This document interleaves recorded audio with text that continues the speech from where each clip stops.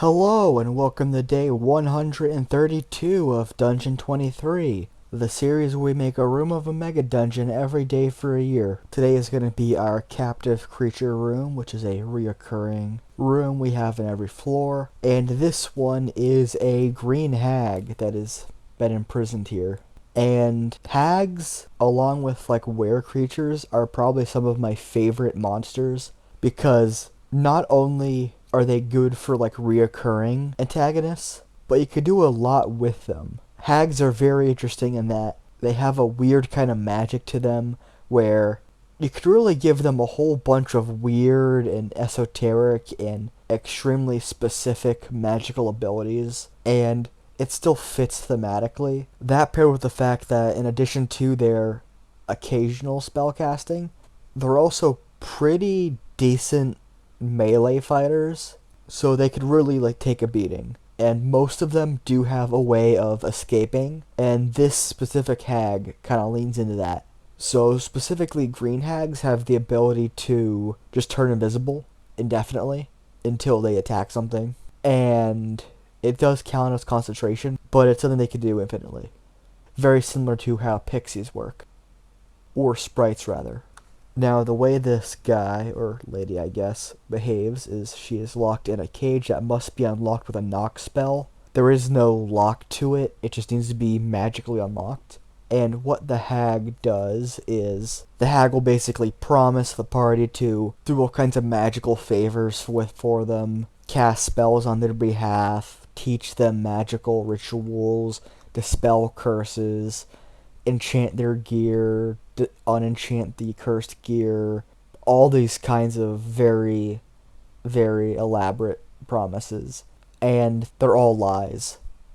She's just going to use her deception skill because they do get pretty decent deception to just BS her way out of this cage. And the second she gets free, she's going to immediately turn on the party. And she's going to attack once or twice, maybe get hit once or twice, then she's going to vanish and kind of flee, and then a little bit later, she's going to come back and do the same exact thing. Just a constant harassment of the party. And to make that harassment hurt more, in addition to her normal spells, which there's Vicious Mockery, Dancing Lights, which isn't super useful for her, but it's there, and obviously, well, I don't think it's Disguise Self. I think they just have a cloaking ability. Let me double check.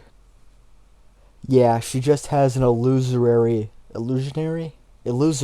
appearance ability where she could just magically make all of the stuff she's carrying, wearing, what her appearance is, just look something else. So it's kind of like Disguise Self, but more closer to seeming, but not other creatures, but it's kind of affect the environment to a degree, so it's a bit weird.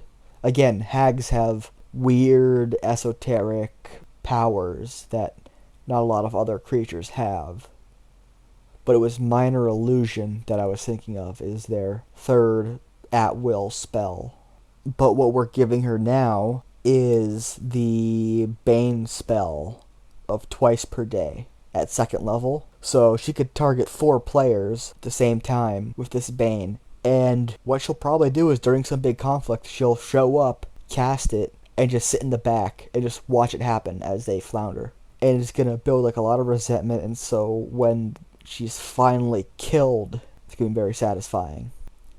But until that point, she's going to continuously use hit and run tactics. And she'll never stop following the party. She's going to do it till the very end of the dungeon, or until they kill or subdue her in some permanent way.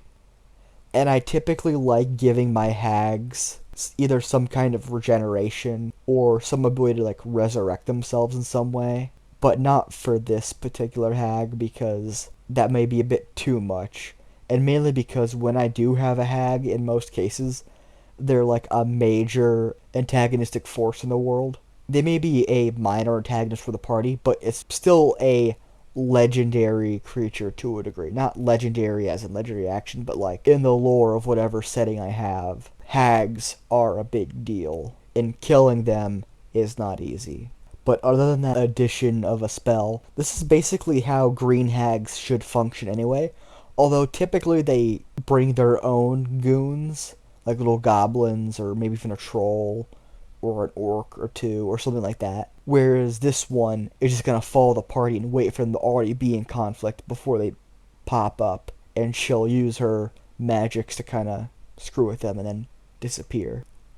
And yeah, that is our hag, and that is our thing for the day. Very, very simple things we've done before. Again, I like these locked up monsters because it just lets me have random weird creatures locked up. That just lock this in place and boom.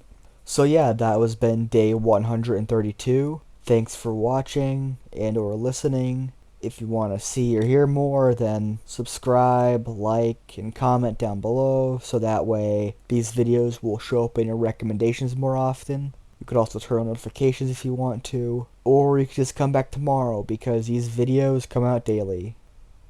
And a slight update, I finally got my camera, so I'm going to be beginning the process of filming my additional projects, so there's that to look forward to, I guess. So yeah, I apologize for the poor quality. It's not going to get any better.